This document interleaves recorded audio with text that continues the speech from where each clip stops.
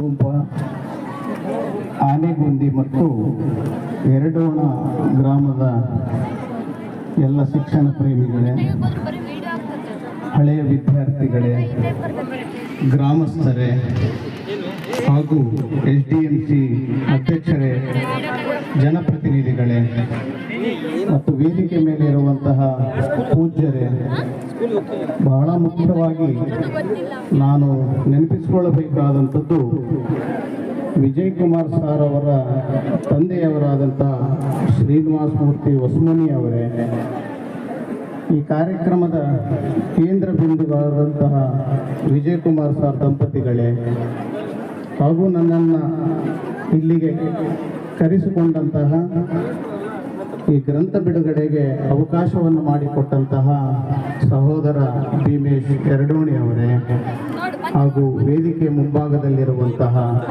ಎಲ್ಲ ಸಹೃದಯ ಬಂಧುಗಳೇ, ತುಂಬ ಖುಷಿ ಆಯಿತು ನನಗೆ ಈ ಕಾರ್ಯಕ್ರಮದಲ್ಲಿ ಭಾಗವಹಿಸ್ತಾ ಇರೋದು. ವಿಶ್ವವಿದ್ಯಾಲಯದ ಅನೇಕ ವಿಚಾರ ಸಂಕಿರಣಗಳಲ್ಲಿ ಕವಿಗಳ ಬಗ್ಗೆ, ಸಾಹಿತಿಗಳ ಬಗ್ಗೆ, ಸಾಧಕರ ಬಗ್ಗೆ ನಾವು ಅನೇಕ ರೀತಿಯಾದಂಥ ಚರ್ಚೆಗಳನ್ನು ಮಾಡ್ತಾ ಇರ್ತೀವಿ. ಅದಕ್ಕಿಂತಲೂ ತುಂಬ ಭಿನ್ನವಾದಂತಹ ಹೃದಯ ಸ್ಪರ್ಶಿಯಾದಂತಹ ಒಂದು ಕಾರ್ಯಕ್ರಮದಲ್ಲಿ ನಾನು ಭಾಗವಹಿಸ್ತಾ ಇದ್ದೀನಿ ಅನ್ನುವಂತಹ ಸಂತೋಷವೂ ಕೂಡ ನನಗಿದೆ. ಎಷ್ಟೋ ಸಂದರ್ಭಗಳಲ್ಲಿ ನನಗೆ ಅನಿಸ್ಬಿಡುತ್ತೆ, ನಾವು ಬೇಡಿದ್ದು ಸಿಕ್ಕಿರಲ್ಲ, ಇನ್ಯಾವುದೋ ಸಿಕ್ಕಿರುತ್ತೆ. ಆದರೆ ಮತ್ತೆ ಮತ್ತೆ ಆ ಬೇಡಿಕೆ ಹೇಗಿರುತ್ತೆ ಅಂದರೆ ಆ ಮೂಲ ಜಾಗವೇ ಇರುತ್ತೆ ಅಂತ.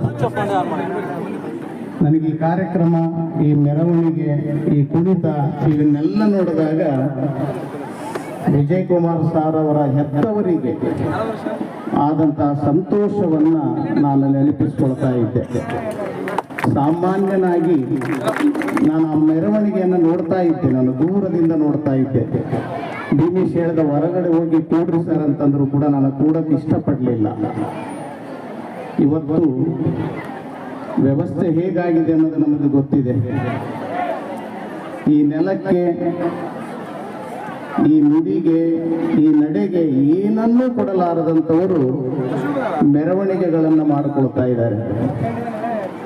ಆದರೆ ಈ 3 ಗ್ರಾಮಗಳಲ್ಲಿರುವಂಥ ಬಹಳ ದೊಡ್ಡತನ ಮಾನವೀಯತೆ ಅಂತಾರಲ್ಲ, ಆ ಮಾನವೀಯತೆ ಹೇಗೆ ಕಾಣಿಸ್ತಾ ಇತ್ತು ಅಂತಂದ್ರೆ, ವಿಜಯ್ ಕುಮಾರ್ ಸರ್ ಅವರು ಸಂಬಳ ತಗೊಂಡು ಪಾಠವನ್ನು ಮಾಡಿ ನಿವೃತ್ತಿ ಆದಂಥವರು. ಬೇರೆ ಬೇರೆ ಗ್ರಾಮಗಳಾಗಿದ್ದರೆ, ಬೇರೆ ಬೇರೆ ವರ್ಗದ ಜನಗಳಾಗಿದ್ದರೆ ಇದನ್ನು ಹೇಗೆ ಯೋಚನೆ ಮಾಡ್ತಾ ಇದ್ರು ಗೊತ್ತಿಲ್ಲ. ಆದರೆ ನೀವು ತೋರಿಸಿದಂತಹ ಪ್ರೀತಿ ಇತ್ತಲ್ಲ, ವಿಜಯ್ ಕುಮಾರ್ ಸರ್ ಅವರನ್ನ ಬಹಳ ಎತ್ತರಕ್ಕಲ್ಲದೇನೆ ಅವರ ಸಂದರ್ಶನದಲ್ಲಿ ಒಂದು ಮಾತನ್ನು ಹೇಳ್ತಾರೆ, ನೀವು ಮತ್ತೆ ಶಿಕ್ಷಕರಾಗಬೇಕು ಅಂತೇಳಿ ಅನ್ಕೊಳ್ತೀರಾ ಅಂತೇಳಿ ಭೀಮೇಶ್ ಪ್ರಶ್ನೆಯನ್ನು ಹಾಕಿದಾಗ ಇವತ್ತು ಅದು ಬಹಳ ಕಷ್ಟ ಅನ್ನುವಂತಹ ಒಂದು ಉತ್ತರವನ್ನ ಅವರ ಸಂದರ್ಶನದಲ್ಲಿ ಈ ಪುಸ್ತಕದಲ್ಲಿ ಇದೆ. ಬಹುಶಃ ಈ ಮೆರವಣಿಗೆ, ನಿಮ್ಮ ಅಭಿಮಾನ ಇವೆಲ್ಲವನ್ನು ನೋಡಿದ ನಂತರ ಮತ್ತೆ ಭೀಮೇಶ್ ಏನಾದರೂ ಆ ಪ್ರಶ್ನೆಯನ್ನು ಕೇಳಿದರೆ ಮತ್ತೊಂದು ಜನ್ಮದಲ್ಲಿಯೂ ಕೂಡ ನಾನು ಮೇಷ್ಟ್ರೇ ಆಗ್ತೀನಿ ಅಂತೇಳಿ ಉತ್ತರ ಬರಬಹುದು ಅಂತೇಳಿ ನಾನು ಅನ್ಕೊಳ್ತಾ ಇದ್ದೇನೆ. ನಾನು ಪ್ರೈಮರಿ ಅಥವಾ ಹೈಸ್ಕೂಲ್ನ ಮೇಷ್ಟ್ರು ಆಗ್ಬೇಕಂತೇಳಿ ಕನಸು ಕಂಡಿದ್ದೆ. ದುರಾದೃಷ್ಟವಶಾತ್ ನನಗೆ BEd ಸೀಟ್ ಸಿಗಲಿಲ್ಲ, MA ಸೀಟ್ ಸಿಕ್ಕಿಬಿಡ್ತು. ನಮಗೆ ಈ ಗೌರವಗಳು ಸಿಗಲ್ಲ. ಸಂಬಳ ದೊಡ್ಡದು, ಪಾಠ ಕಡಿಮೆ, ಮೌಲ್ಯಗಳು, ಪ್ರೀತಿ ಅವೆಲ್ಲವುಗಳು ಕೂಡ ಅಲ್ಲಿ ಒಂದು ರೀತಿಯಾದಂತಹ ಶವ ಪರೀಕ್ಷೆ. ಆದರೆ ಪ್ರೈಮರಿಯಲ್ಲಿ, ಹೈಸ್ಕೂಲಲ್ಲಿ ದುಡಿತಾ ಇರುವಂಥ ಮೇಷ್ಟ್ರುಗಳಿದಾರಲ್ಲ, ಆ ಸಂಬಂಧಗಳಿದಾವಲ್ವ, ಅದು ಬಹಳ ಅಪರೂಪವಾದಂತಹ ಸಾರ್ಥಕದ ಕ್ಷಣಗಳು ಅಂತೇಳಿ ನಾನು ಭಾವಿಸಿಕೊಳ್ತಾ ಇದ್ದೀನಿ. ಅಂತ ಸಾರ್ಥಕದ ಕ್ಷಣಗಳನ್ನು ರೂಪಿಸಿದಂತಹ ನಿಮ್ಮೆಲ್ಲರಿಗೂ ಕೂಡ ನಾನು ವಂದನೆಗಳನ್ನು ತಿಳಿಸ್ತಾ ಇದ್ದೀನಿ. ಭೀಮೇಶ್ ಹೇಳಿದ, ತನ್ನ ಪ್ರಾಸ್ತಾವಿಕ ನುಡಿಗಳಲ್ಲಿ ಹೇಳಿದ, ಇದು ಕೇವಲ ವಿಜಯ್ ಕುಮಾರ್ ಸರ್ ಅವರ ಒಂದೇ ಕೇಂದ್ರವಾಗಿ ಇಲ್ಲ, ಈ ಪುಸ್ತಕದಲ್ಲಿ ಅನೇಕ ಮೇಷ್ಟ್ರುಗಳು ಬಂದು ಹೋಗ್ಬಿಡ್ತಾರೆ, ಅನೇಕ ರಾಜಕಾರಣಿಗಳು ಬಂದು ಹೋಗ್ಬಿಡ್ತಾರೆ, ಅನೇಕ ವಿದ್ಯಾರ್ಥಿಗಳು ಕೂಡ ಬಂದು ಹೋಗ್ಬಿಡ್ತಾ ಇದ್ದಾರೆ. ಏಕಕಾಲಕ್ಕೆ ನೀವೇನದು ಟೈಟಲ್ ಅನ್ನು ಕೊಟ್ಕೊಂಡಿದ್ದೀರಲ್ಲ, ಬೇರಿಗೆ ಚಿಗುರಿನ ನಮನ, ಬಹಳ ಅರ್ಥಪೂರ್ಣವಾದಂತಹ ಒಂದು ಶೀರ್ಷಿಕೆ ಅದು. ಬೇರಿಗೆ ಚಿಗುರಿನ ನಮನ. ನಾವೆಲ್ಲರೂ ಚಿಗುರು ವಿಜಯ್ ಕುಮಾರ್ ಸಾವರ್ ಅವರಿಗೆ. ಆದರೆ ಆ ಬೇರಿಗೆ ಆ ಕೃತಜ್ಞತೆಗಳನ್ನು ಸಲ್ಲಿಸುವ ರೀತಿಯಲ್ಲಿ ಈ ಕೆಲಸವನ್ನು ಬಹಳ ಪ್ರಾಮಾಣಿಕವಾದಂಥ ರೀತಿಯಲ್ಲಿ ನೀವು ಮಾಡಿದ್ದೀರಿ ಅಂತೇಳಿ ನನಗನ್ನಿಸುತ್ತೆ. ಯಾಕೆ ಶಿಕ್ಷಕರ ಬಗ್ಗೆ, ಶಿಕ್ಷಣದ ಬಗ್ಗೆ ನಾವು ಯೋಚನೆ ಮಾಡಬೇಕು? ನಮ್ಮ ಸಮಾಜ ಇವತ್ತು ಹದಗೆಟ್ಟು ಹೋಗಿದೆ ಅನ್ನೋ ಕಾರಣಕ್ಕಾಗಿ, ನಮ್ಮ ಸಮಾಜ ಅಸಮಾನತೆಯಿಂದ ಕೂಡಿದೆ ಅನ್ನೋ ಕಾರಣಕ್ಕಾಗಿ, ನಮ್ಮ ಸಮಾಜ ಜಾತಿಗಳನ್ನು ಬಹಳ ಮುಂಚೂಣಿಯಲ್ಲಿಟ್ಟಿದೆ ಅನ್ನೋ ಕಾರಣಕ್ಕಾಗಿಯೇ ನಾವು ಮತ್ತೆ ಮತ್ತೆ ಶಿಕ್ಷಣದ ಬಗ್ಗೆ, ಶಿಕ್ಷಕರ ಬಗ್ಗೆ ಯೋಚಿಸಬೇಕಾದಂಥ ಅಗತ್ಯತೆ ಇದೆ ಅಂತ. ನಮ್ಮ ಜಾತಿಗಳಿಗೆ ನಾವು ಜವಾಬ್ದಾರರಲ್ಲ. ವಿಜಯ್ ಕುಮಾರ್ ಸರ್ ಒಂದು ಜಾತಿಯಲ್ಲಿ ಹುಟ್ಟಿರ್ಬೋದು, ಭೀಮೇಶ್ ಒಂದು ಜಾತಿಯಲ್ಲಿ ಹುಟ್ಟಿರ್ಬೋದು, ನಾನು ಒಂದು ಜಾತಿಯಲ್ಲಿ ಇಟ್ಟಿರ್ಬೋದು. ಇದು ನನ್ನ ಜವಾಬ್ದಾರಿ ಅಲ್ಲ. ಹುಟ್ಟಿದ್ದೀನಿ ಅಷ್ಟೇ. ನಾನು ಹುಟ್ಟಿದ ಮೇಲೆ ನಾವು ಸ್ವತಂತ್ರರಲ್ಲ. ಇದೊಂದು ಕೂಡ ನಾವು ನೆನಪಿನಲ್ಲಿ ಇಟ್ಕೊಳ್ಬೇಕಾದಂಥ ಪರಿಸ್ಥಿತಿ ಬಂದಿದೆ ಈಗ. ಆ ಜವಾಬ್ದಾರಿಯನ್ನ ಮತ್ತು ಸ್ವಾತಂತ್ರ್ಯವನ್ನ ಕಳ್ಕೊಂಡಂತಹ ಈ ಕಾಲಘಟ್ಟದಲ್ಲಿ ಒಬ್ಬ ಹೈಸ್ಕೂಲ್ ಮೇಸ್ಟ್ರನ್ನ ನೀವಿಷ್ಟು ಪ್ರೀತಿಯಿಂದ, ಗೌರವದಿಂದ ಅವರನ್ನು ನೋಡ್ತಾ ಇದ್ದೀರಲ್ಲ, ಮತ್ತೆ ಅನಿಸುತ್ತೆ ಈ ಸಮಾಜ ಒಳ್ಳೆ ಹಾದಿ ಕಡೆನೆ ಹೊರಟಿದೆ ಅಂತ. ಬುದ್ಧಗುರು ಹೇಳೋದೇನಂತಂದ್ರೆ, ಜೀವನ ಅಂತಂದ್ರೆ ಏನು ಅನ್ನುವಂಥದಕ್ಕೆ ಸಣ್ಣದಾದಂಥ ಒಂದು ಉತ್ತರವನ್ನು ಬುದ್ಧಗುರು ಕೊಡ್ತಾನೆ. ಹೆಚ್ಚು ಒಳ್ಳೆಯದು ಮಾಡೋದು, ಕಡಿಮೆ ತಪ್ಪುಗಳನ್ನು ಮಾಡೋದೇ ಜೀವನ ಅನ್ನುವಂಥದ್ದು ಬುದ್ಧಗುರುವಿನ ಸಂದೇಶ. ಹೆಚ್ಚು ಒಳ್ಳೆಯದು ಮಾಡೋದು, ಕಡಿಮೆ ತಪ್ಪುಗಳನ್ನು ಮಾಡೋದು. ಇವರು ಯಾವುದಕ್ಕೆ ಸಾಕ್ಷಿ ಅಂತೇಳಿ ನನಗೆ ಅನಿಸ್ತಾ ಇದೆ, ವಿಜಯ್ ಕುಮಾರ್, ನರಸಿಂಹ ಮೇಷ್ಟ್ರು ಆಗಿರ್ಬೋದು, ಅಥವಾ ಇಲ್ಲಿ ಉಲ್ಲೇಖಗೊಂಡಂತಹ ವಿಜಯಲಕ್ಷ್ಮಿ ಮೇಡಮ್ ಆಗಿರ್ಬೋದು, ಯಲ್ಲಪ್ಪ ಸಾರ್ ಆಗಿರ್ಬೋದು, ಶಿವಪುತ್ರ ಆಗಿರ್ಬೋದು, ರಾಯಪ್ಪ ಅವರಾಗಿರ್ಬೋದು, ಪಂಡಿತ್ ಸಾರ್ ಆಗಿರ್ಬೋದು, ಮತ್ತೆ ಶಿವಲಿಂಗಜ್ಜ ಅಂತ ಪೀವನು ಆಗಿರ್ಬೋದು, ಅವರ ಉಲ್ಲೇಖಗಳು ಕೂಡ ಇದಾವೆ ಈ ಪುಸ್ತಕದಲ್ಲಿದೆ. ಬಹಳ ಅದ್ಭುತ ಅಂತೇಳಿ ಅನಿಸ್ತು ನನಗೆ. ಒಬ್ಬ ಪ್ರಗತಿಪರವಾದಂತಹ ಒಂದು ಡೆಮಾಕ್ರೆಟಿಕ್ ವ್ಯಾಲ್ಯೂವನ್ನು ಒಪ್ಪಿಕೊಂಡಂತಹ ಭೀಮೇಶ್ ಅಂತವರಿಂದ ಮಾತ್ರ ಇಂಥ ಒಂದು ಕೃತಿ ಬರೋದಕ್ಕೆ ಸಾಧ್ಯ ಅಂತೇಳಿ. ನಾವು ಯಾಕೆ ಇವರನ್ನ ಸಾಕ್ಷಿಯಾಗಿ ಇಟ್ಕೊಂಡಿದ್ದೀವಿ ಅಂತಂದ್ರೆ, ನಮ್ಮ ಬದುಕಿನಲ್ಲಿ ಕಡಿಮೆ ತಪ್ಪುಗಳು ಮಾಡೋದಕ್ಕೆ ಮೇಷ್ಟ್ರುಗಳು ಬೇಕು ಅಂತ. ನಾವು ತಪ್ಪೇ ಮಾಡಲ್ಲ ಅಂತ ಹೇಳಲ್ಲ, ಬಹಳ ಒಳ್ಳೇದು ಮಾಡ್ತೀವಿ ಅನ್ನುವಂಥದ್ದು ಕೂಡ ಅಲ್ಲ. ಬಹಳ ಒಳ್ಳೆ ಮಾತನ್ನ ಇಲ್ಲಿಯ ನಮ್ಮ ಶ್ರೀನಿವಾಸ ಮೂರ್ತಿ ಅವರಿದ್ದಾರಲ್ಲ, ಅವರು ತಮ್ಮ ಮಗನ ಬಗ್ಗೆ ಬರೀತಾರೆ ಈ ಕೃತಿ ಒಳಗಡೆ. ಅದು ಉಲ್ಲೇಖ ಮಾಡಲೇಬೇಕಂತೇಳಿ ಅನಿಸ್ತು ನನಗೆ. ಅವರು ಎಷ್ಟು ಪೂಜ್ಯರಾಗಿ ಕಾಣ್ತಾ ಇದ್ದಾರೆ ಅಂತಂದ್ರೆ, ಅವರು ಬಟ್ಟೆ ಹಾಕೊಳ್ಳಿಂದ ಇರ್ಬೋದು, ಆದ್ರೆ ಅವರ ಜೀವನದಲ್ಲಿ ಮಾಗುವಿಕೆ ಇದೆಯಲ್ಲ, ಆ ಜೀವನ ಪ್ರೀತಿ ಇದೆಯಲ್ಲ. ನನ್ನ ಪಕ್ಕಕ್ಕೂ ಕೂತಾಗ ಅವ್ರು ಹೇಳ್ತಾ ಇದ್ದಿದ್ದು, ನಿಮ್ಮ ವಿಶ್ವವಿದ್ಯಾಲಯದಲ್ಲಿ 11 ದಿನ ನಾನು ತರಬೇತಿಯನ್ನು ತಗೊಂಡಿದ್ದೆ ಕಂಬಾರ್ ಅವರ ಪೀರಿಯಡ್ ಅಲ್ಲಿ ಅಂತೇಳಿ ಹೇಳ್ತಾ ಇದ್ದೆ. ಎಲ್ಲರೂ ಉದ್ಘಾಟನೆ ಮಾಡೋ ಕಾಲಕ್ಕೆ ನಾನು ಅಲ್ಲಿ ಉದ್ಘಾಟಕನಾಗಿದ್ದೆ. ನಾನು ಅವ್ರ ಪಕ್ಕ ಕೂತು ಕೇಳ್ತಾ ಇದ್ದೆ, ನೀವೇನು ಅವರ ತಂದೆ ಅಂತ ಹೇಳಿ. ಹೌದು ನಾನೇ. ನೀವ್ಯಾರು ಅಂತ ಕೇಳಿದ್ರು. ಹೇಳ್ಕೊಳ್ಳೋದಕ್ಕೆ ಸ್ವಲ್ಪ ಸಂಕೋಚ ಆಯ್ತು, ಯಾಕಂದ್ರೆ ನಾವು ತಪ್ಪುಗಳು ಮಾಡಿದವರು, ಅವರು ಸರಿದಾರಿಯಲ್ಲಿರೋರು, ಅವರು ಪ್ರೈಮರಿ ಸ್ಕೂಲ್ ಮೇಷ್ಟ್ರು, ನಾವು ಯೂನಿವರ್ಸಿಟಿ ಪ್ರೊಫೆಸರ್ಗಳು. ಇದು ಬಾಗಲೇಬೇಕಲ್ಲಿ ಅಂತ. ಎಲ್ಲಿಂದ ಬಂದಿದ್ದೀವಿ ನಾವು ಅಂತಂದ್ರೆ, ನಿಮ್ಮಿಂದಲೇ ವಿಶ್ವವಿದ್ಯಾಲಯಗಳು ಹುಟ್ಟಿರೋದು, ನಿಮ್ಮಿಂದಲೇ ಪ್ರೊಫೆಸರ್ಗಳಾಗಿರೋದು, ನಿಮ್ಮಿಂದಲೇ ವಿಜ್ಞಾನಿಗಳಾಗಿರೋದು, ನಿಮ್ಮಿಂದಲೇ ನ್ಯಾಯಾಧೀಶರುಗಳು ಕೂಡ ಆಗಿರೋದು. ಇವೆಲ್ಲವೂ ಮತ್ತೆ ಸರಿದಾರಿಗೆ, ಕಡಿಮೆ ತಪ್ಪುಗಳು ಮಾಡೋದಕ್ಕೆ ಇಂಥ ಸಭೆ ಸಮಾರಂಭಗಳು ಬಹಳ ಅವಶ್ಯಕತೆ ಅಂತೇಳಿ ಅನಿಸುತ್ತೆ. ತಮ್ಮ ಮಗನ ಬಗ್ಗೆ ಬಹಳ ಹೆಮ್ಮೆಯಿಂದ ಬರೀತಾರೆ. ಅದು ಪುಣ್ಯ. ಯಾರ ಪುಣ್ಯ ಅಂತಂದ್ರೆ ವಿಜಯ್ ಕುಮಾರ್ ಸಾರ್ ಅವರ ಪುಣ್ಯ.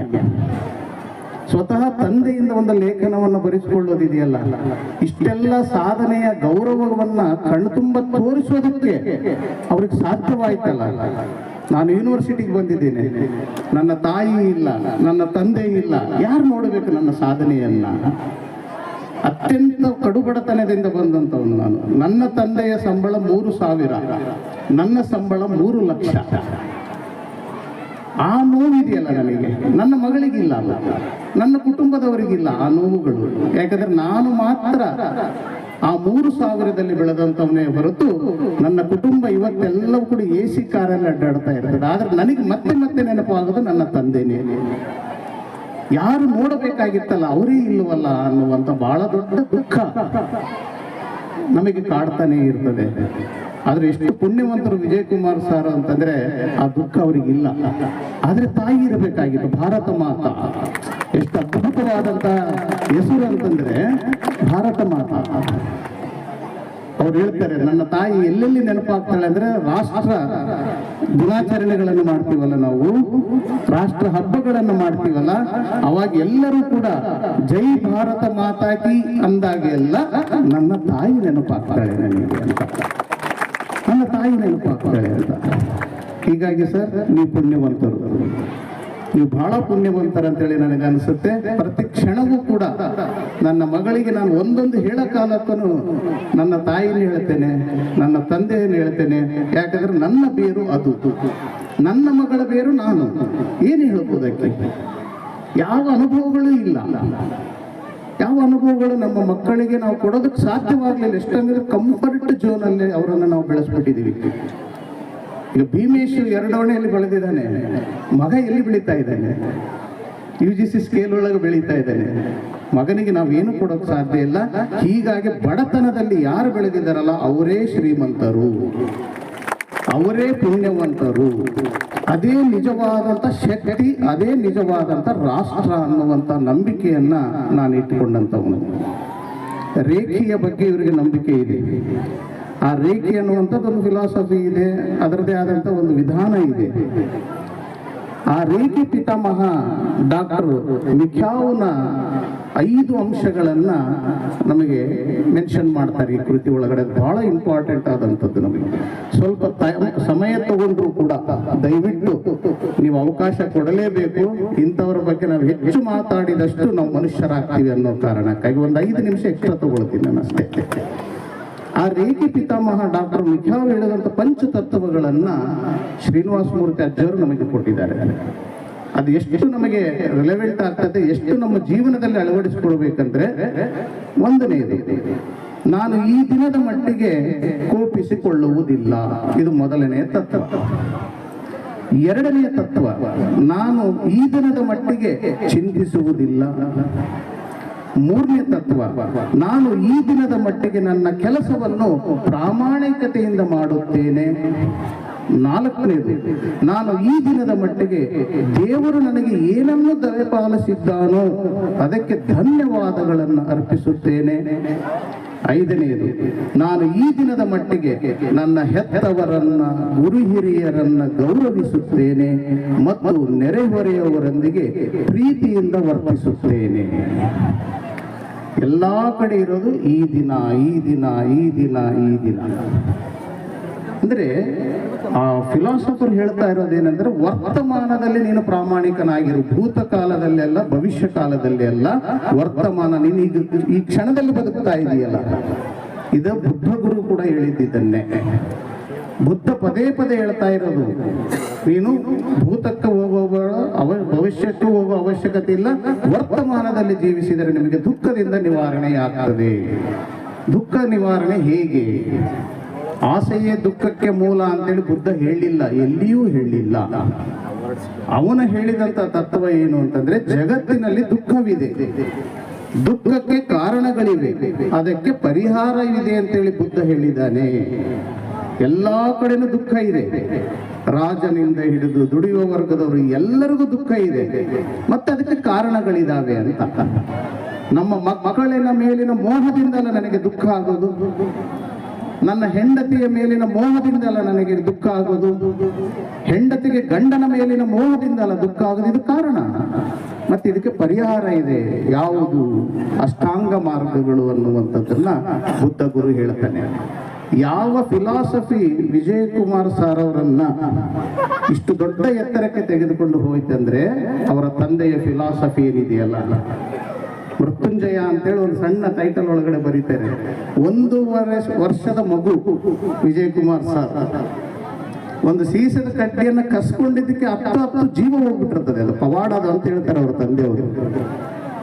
1 ವರ್ಷ 6 ತಿಂಗಳ ಮಗು ಜಟಕ ಇದು ಬಂಡಿಯಲ್ಲಿ ಹೋಗ್ತಾ ಇರ್ತಾರೆ, ಕೈಯಲ್ಲಿ ಪೆನ್ಸಿಲ್ ಇಟ್ಕೊಂಡಿರ್ತಾರೆ ಸೀಸದ ಕಡ್ಡಿಯನ್ನ. ಅದನ್ನು ಒಬ್ಬರು ನೀಲಕಂಠಪ್ಪ ಅನ್ನೋದವ್ರು ಕಿತ್ಕೋತಾರೆ. ಆ ಕಿತ್ಕೊಂಡ ತಕ್ಷಣ ಮಗು ಅಳುತ್ತೆ. 10 ಕಣ್ಣು ಎಲ್ಲ ಇದು ಬೆಳ್ಳಗೆ ಮಾಡಬಿಟ್ಟು ಜೀವನ ಹೊರಟೋಗ್ಬಿಡುತ್ತೆ. ಮೊದಲೇ ಒಂದು ಮಗುವನ್ನ ಕಳ್ಕೊಂಡಿರ್ತಾರೆ. 2ನೇ ಮಗುನೇ ನಮ್ಮ ವಿಜಯ್ ಕುಮಾರ್ ಸರ್ ಅವರು.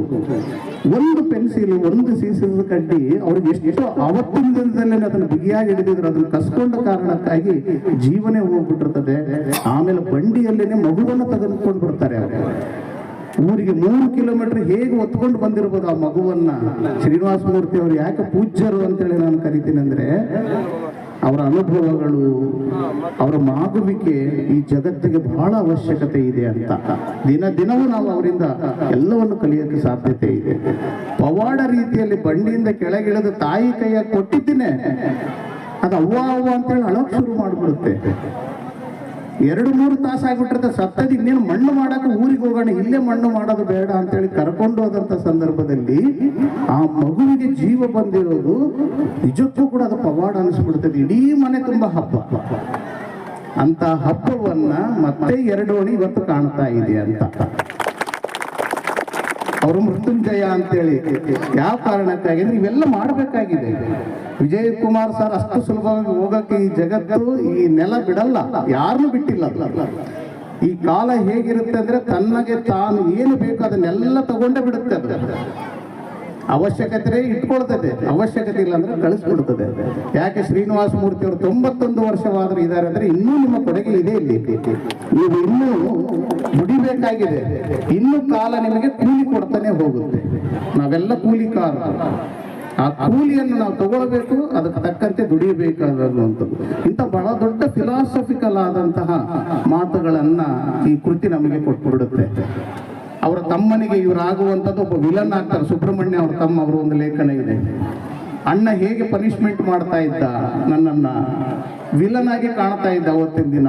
ಆದ್ರೆ ಇವತ್ತಿನ ದಿನ ನನಗೆ ನನ್ನ ಅಣ್ಣ ಅವತ್ತು ಬಡಿಲಿಲ್ಲ ಅಂದ್ರೆ ನಾನು ಇವತ್ತು ಈ ಹಂತಕ್ಕೆ ಬರ್ತಾ ಇರಲಿಲ್ಲ ಅನ್ನುವಂಥದ್ದು. ತಂಗಿ ವಸುಂಧರ ಅವರ ಪಾಲಿಗೆ ಇವರು 4 ಮಕ್ಕಳನ್ನು ಕೊಟ್ಟರೆ ಅವ್ರನ್ನೆಲ್ಲ ಮುತ್ತುರತ್ನಗಳಾಗಿ ಮಾಡಿಕೊಟ್ಟ ನಮ್ಮ ಅಣ್ಣ ಅನ್ನುವಂತಹ ಒಂದು ಮಾತನ್ನ ತಂಗಿ ನೆನಪಿಸಿಕೊಳ್ಳೋದಿದೆಯಲ್ಲ, ಇದು ಎಷ್ಟು ಮಂದಿಗೆ ಸಾಧ್ಯವಾಗ್ತದೆ ಅಂತ.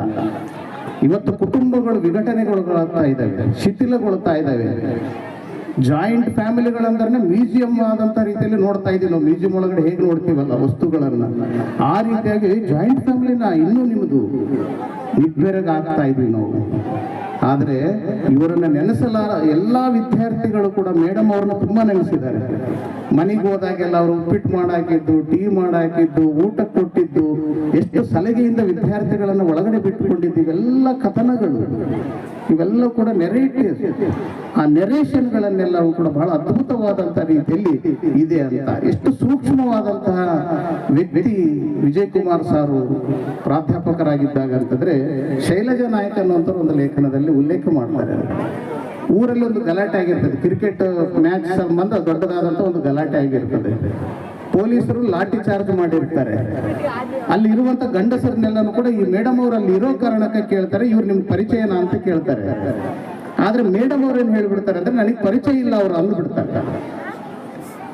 ಆದ್ರೆ ಮರುದಿನ ನೋಡಿದ್ರೆ ಇಡೀ ಶಾಲೆ ಮುಂದೆ ಜನ ಬಂದು ನಿಂತು ಬಿಟ್ಟಿರ್ತಾರೆ. ಪೊಲೀಸರು ಬಡಿತಾ ಇದ್ರೆ ಪೊಲೀಸರು ಕೇಳಿದ್ರೆ ನಮ್ಮ ಮೇಡಮ್ ಅವರು ನಾವು ಪರಿಚಯನೇ ಇಲ್ಲ ಅಂತ ಹೇಳಿ ಅಂದ್ಬಿಟ್ರು ಅನ್ನುವಂತ ಅವರಿಗೆ ಭಯ ಆಗ್ತದೆ. ಶೈಲಜಾ ಮೇಡಮ್ ಅವ್ರಿಗೆ ಹೆಂಗ ಇದನ್ನು ಫೇಸ್ ಮಾಡೋದು, ನಾನು ಅಲ್ಲೇನು ಅಂದ್ಬಿಟ್ಟಿದ್ದೀನಿ ಆದ್ರೆ ಹೇಗೆ ಅಂತಂದ್ರೆ, ವಿಜಯ್ ಕುಮಾರ್ ಸರ್ ಅವಾಗ ಬಂದು ಹೇಳ್ತಾರೆ, ಆ ಮಾತು ಎಷ್ಟು ಅರ್ಥಪೂರ್ಣವಾದಂಥದ್ದು ಮತ್ತೆ ಎಷ್ಟು ಸಾಮಾಜಿಕರಣಕ್ಕೆ ಒಳಗಾಗುವಂತ ಒಂದು ಮಾತು. ಹೇಳೋದೇನಂತಂದ್ರೆ, ಒಬ್ಬ ಮದುವೆಯಾದಂತ ಶಿಕ್ಷಕಿ ಊರಿನ ಗಂಡಸರನ್ನೆಲ್ಲ ನನಗೆ ಗೊತ್ತು ಅಂತಂದ್ರೆ ಯಾವ ಮೀನಿಂಗ್ ಬರ್ತದೆ ಅಂತ ಕೇಳ್ತಾರೆ ಜನಕ್ಕೆಲ್ಲ. ಮದುವೆ ಆಗಿದೆ ಹೆಣ್ಣಿಗೆ, ಈ ಗಂಡಸ್ ಗೊತ್ತು, ಈ ಗಂಡಸ್ ಗೊತ್ತಂತಾರೆ ಏನಂತ ಅರ್ಥ ಕೊಡುತ್ತೆ. ನಿಮಗೇನಾದ್ರೂ ಹುಚ್ಚಿಡಿದೆಯಾ? ಇಷ್ಟು ಜನ ಬಂದಿದ್ದೀರಲ್ಲ ಅದನ್ನ ದಂಡಿಸೋದಕ್ಕೆ.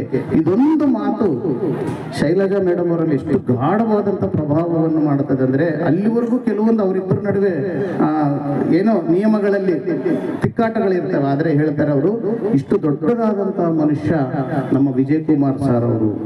ಸಮಯ ಪಾಲನೆ ನಾನು ಅವರಿಂದ ಕಲ್ತಿದ್ದೀನಿ. 15 ನಿಮಿಷ ಮುಂಚೆ ಹೋಗೋದು, 15 ನಿಮಿಷ ನಂತರ ಹೋಗೋದು ಅವರ ಕೆಲಸ, P1 ಕೆಲಸ ಅಲ್ಲ.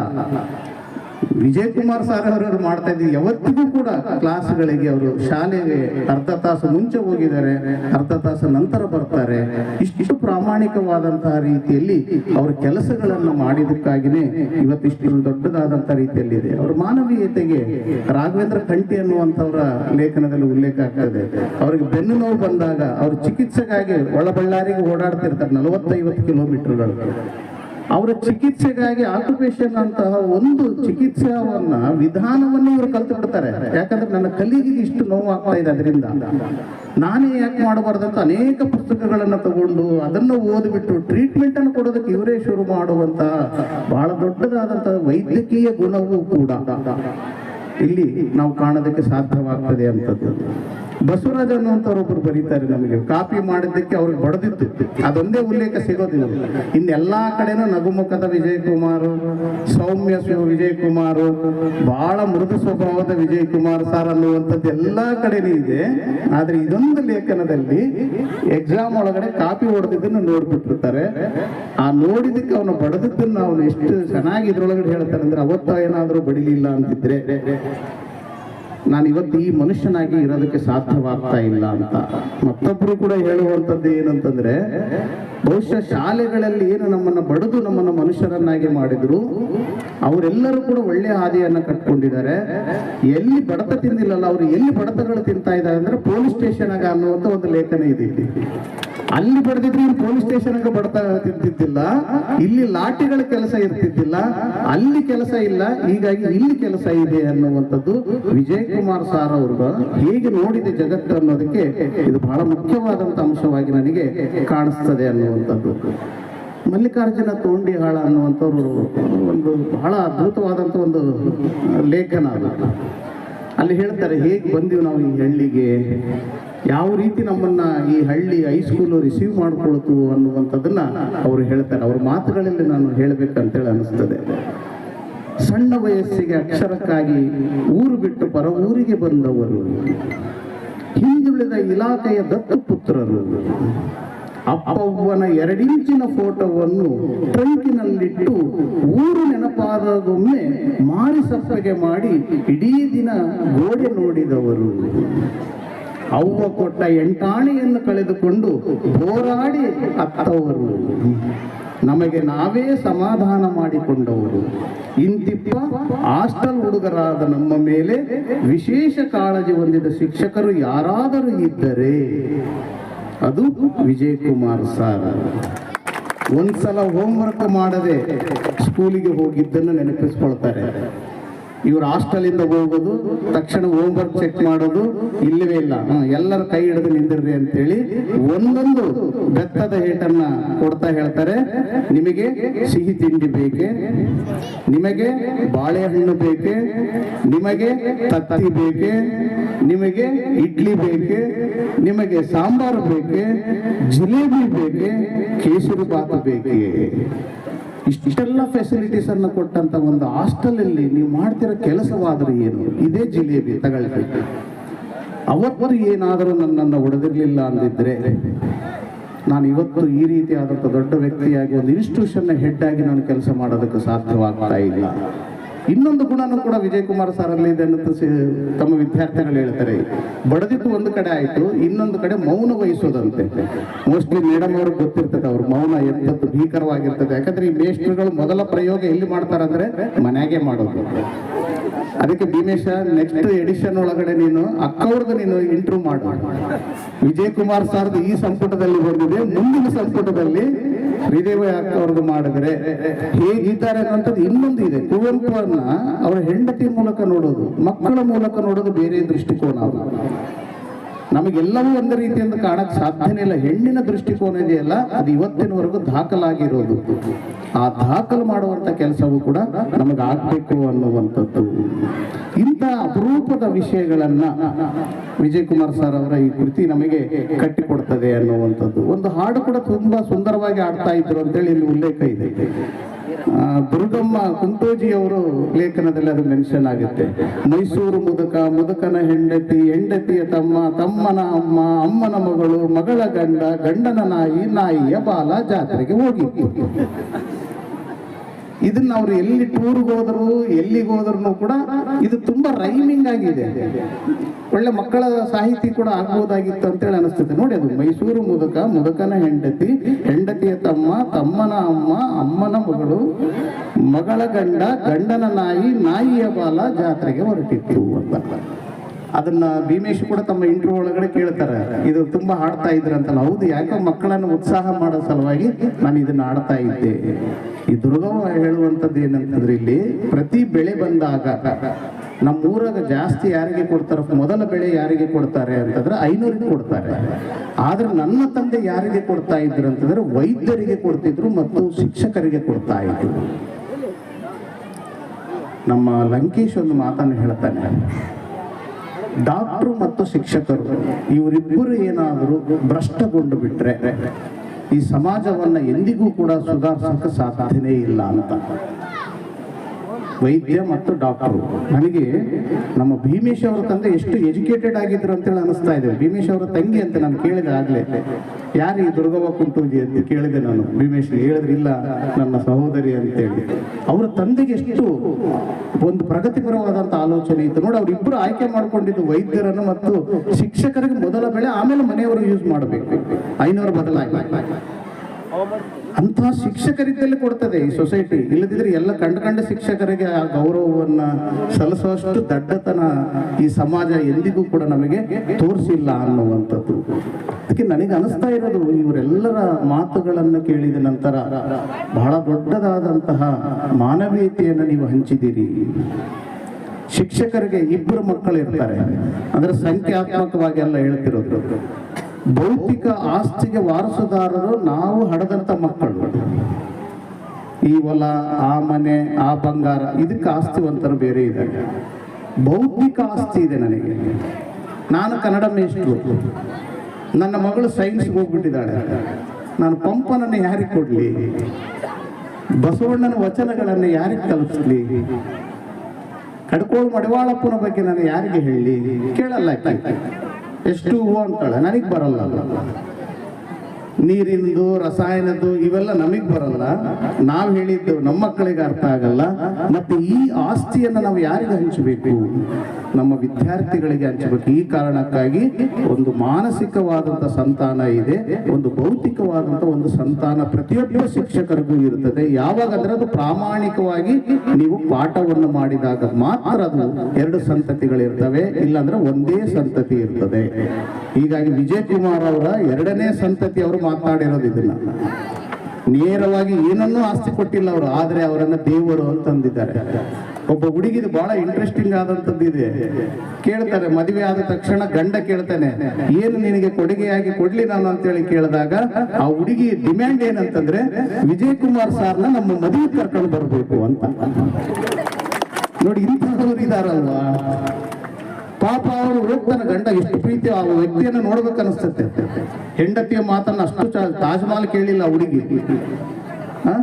ಆದ್ರೆ ನನ್ನ ಸಾರನ್ನ ನೀವು ಮದುವೆಗೆ ಕರ್ಕೊಂಡು ಬಂದ್ಬಿಟ್ರೆ ಸಾಕಂತಂದ್ರೆ ಪಾಪ ಹೋಗಿ ವಿಜಯ್ ಕುಮಾರ್ ಸರ್ ಅವ್ರನ್ನ ಭೇಟಿಯಾಗಿ ಅವ್ರಿಗೆ ವೆಡ್ಡಿಂಗ್ ಕಾರ್ಡ್ ಕೊಟ್ಟು, ದಯವಿಟ್ಟು ನನ್ನ ಹೆಂಡತಿಯ ಬೇಡಿಕೆ ಇದು, ನೀವು ಬಂದ್ರೇನೆ ಮದುವೆ ಆಗ್ತಾಳೋ ಇಲ್ಲಾಂದ್ರೆ ಇಲ್ಲ ಗೊತ್ತಿಲ್ಲ, ಅದಕ್ಕೆ ದಯವಿಟ್ಟು ನೀವು ಬರ್ಬೇಕು ಅಂತ ಹೇಳಿ ಅಂದಾಗ ಇವ್ರು ಹೋಗಿ ಆಶೀರ್ವಾದ ಮಾಡಿ ಬಂದಂಥದ್ದು. ಅಂದ್ರೆ ಮಕ್ಕಳ ಎಷ್ಟು ಮುಗ್ಧತೆ, ಮಕ್ಕಳಲ್ಲಿರುವಂತಹ ಪ್ರೀತಿ, ಇದನ್ನ ಪಡೆಯೋದಕ್ಕೆ ಸಾಧ್ಯವಾಗಿರೋದು ಏಕೈಕ ವ್ಯಕ್ತಿ ಅಂದ್ರೆ ಅದು ಶಿಕ್ಷಕನಿಗೆ ಮಾತ್ರ. ಇದೊಂದು ರೀತಿ ಅಮೃತ, ಇದೊಂದು ಧ್ಯಾನ. ಪಾಠ ಮಾಡೋ ಕ್ರಿಯೆ ಏನಿದೆ ಅಲ್ಲ, ಇದೊಂದು ರೀತಿಯ ಮೆಡಿಟೇಷನ್. ಇದು ಇದು ಎಲ್ಲರಿಗೂ ಕೂಡ ಸಾಧ್ಯ ಇಲ್ಲ. ಆ ದಿನನಿತ್ಯದ ಮೆಡಿಟೇಷನ್ ಏನಿದೆಯಲ್ಲ, ಆ ಮಕ್ಕಳ ಜೊತೆ ಒಡನಾಟ ಏನಿದೆಯಲ್ಲ, ಅವರ ಕಷ್ಟ ಸುಖಗಳಿಗೆ, ಅವರ ಕೀಳರಿಮೆಗೆ ನಾವು ಜಾಂಬವಂತರಾಗೋದಿದೆಯಲ್ಲ, ಇದಕ್ಕಿಂತಲೂ ದೊಡ್ಡದಾದಂಥ ಕೆಲಸ ಏನಿಲ್ಲ. ಹಿಂಗಾಗಿ ಎಷ್ಟೋ ಮಂದಿ ಹನುಮಂತರನ್ನ ಸೃಷ್ಟಿ ಮಾಡದಂತಹ ಶ್ರೇಯಸ್ಸು ಕೊಡುಗೆ ಯಾರ್ದಿದೆ ಅಂದ್ರೆ ವಿಜಯ್ ಕುಮಾರ್ ಅಂತವ್ರದ್ದಿದೆ. ಜಾಂಬವಂತನಿಲ್ಲದಿದ್ದರೆ ಹನುಮಂತ ಇರ್ತಾನೆ ಇರಲಿಲ್ಲ ರಾಮಾಯಣದಲ್ಲಿ. ಇಷ್ಟು ದೊಡ್ಡ ಪೂಜ್ಯ ಸ್ಥಾನ ಆಂಜನೇಯನಿಗೆ ಸಿಕ್ಕಕ್ಕೆ ಸಾಧ್ಯವಾಗಿದ್ದು ಯಾರಿಂದ ಅಂದ್ರೆ ಜಾಂಬವಂತನಿಂದ. ಆದ್ರೆ ನಾವು ಜಾಂಬವಂತರ ಒಂದೇ ಒಂದು ಗುಡಿಯನ್ನು ನಾವು ಕಟ್ಟಿಲ್ಲ, ಒಂದು ಗುಡಿ ಇಲ್ಲ. ಜಾಂಬವಂತ ಅಂತಂದ್ರೆ ಕರಡಿ ಅಂತ ತೋರಿಸ್ಬಿಡ್ತೀವಿ ನಾವು. ಆದ್ರೆ ಆ ಜಾಂಬವಂತನೇ ನಮಗೆ ಹನುಮಂತನನ್ನ ಕೊಟ್ಟಿದ್ದು, ಹನುಮಪ್ಪನನ್ನ ಕೊಟ್ಟಿದ್ದು. ಆತನಿಗೆ ದೇವಸ್ಥಾನಗಳಿಲ್ಲ, ಆದ್ರೆ ಆಂಜನೇಯಗಳಿಗೆ ದೇವಸ್ಥಾನ ಇದೆ. ಅದೇ ರೀತಿಯಾಗಿ ಇಸ್ರೋದಲ್ಲಿರುವಂತವ್ರು, ಪಿಡಿಒಗಳಾದಂಥವ್ರು, ಇವರೆಲ್ಲರೂ ಕೂಡ ಆಂಜನೇಯರು. ಈ ಜಾಂಬವಂತ ಇಲ್ಲೇ ಇರ್ತಾನೆ ಎಂದಿಗೂ ಕೂಡ. ಈ ಮೊಮ್ಮಕ್ಕಳು, ಮರಿಮೊಮ್ಮಕ್ಕಳು, ಮಕ್ಕಳು ಎಲ್ಲರೂ ಕೂಡ ಸೀಮೋಲ್ಲಂಘನ ಮಾಡಲಿ ಅನ್ನುವಂಥ ಬಹಳ ದೊಡ್ಡ ಕನಸು, ಆಶೀರ್ವಾದವನ್ನ ಈ ಸಮಾಜಕ್ಕೆ ಕೊಟ್ಟ ಕಾರಣಕ್ಕಾಗಿನೇ ಇವರಿಗೆ ಇಂತಹ ಒಂದು ಗೌರವ ಇವತ್ತು ಸಂದಿದೆ ಅಂತೇಳಿ ಭಾವಿಸ್ತಾ, ನನ್ನ ಕರೆಸಿ ಮಾತನಾಡೋದಕ್ಕೆ ಅವಕಾಶ ಮಾಡಿಕೊಟ್ಟಂತ ಭೀಮೇಶ್ ಮತ್ತು ಅವರ ಬಳಗದವರಿಗೆ ವಂದಿಸ್ತಾ ನನ್ನ ಮಾತುಗಳನ್ನು ಮುಗಿಸ್ತೇನೆ. ನಮಸ್ಕಾರ.